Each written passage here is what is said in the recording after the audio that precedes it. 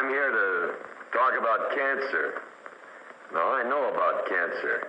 Matter of fact, I lost a lung and a couple of ribs learning about it.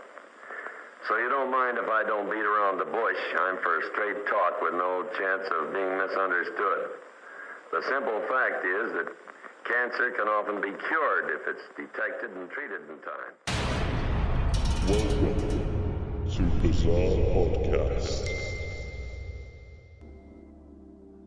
Next on our list is a John Wayne movie named The Conqueror. The movie was considered a disappointing take on Genghis Khan, which was played by, you guessed it, John Wayne.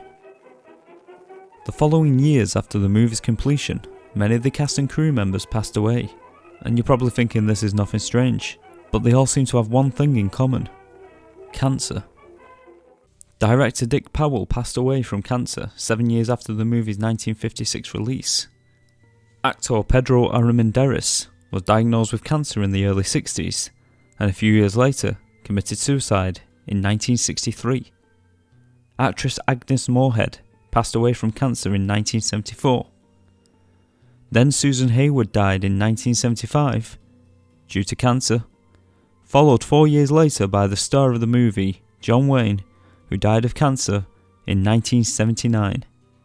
It turns out the movie was filmed in Utah, 150 miles away from the Nevada test site, where 11 nuclear bombs had been set off a year before.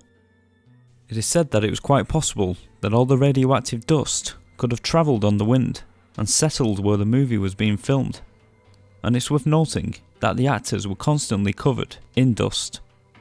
Also, when the movie required reshoots, quite a lot of the radioactive sand was shipped back to the studio set. It's rumoured that at least 91 members of the cast and crew were diagnosed with cancer, including some of the actors' children who developed problems later in life.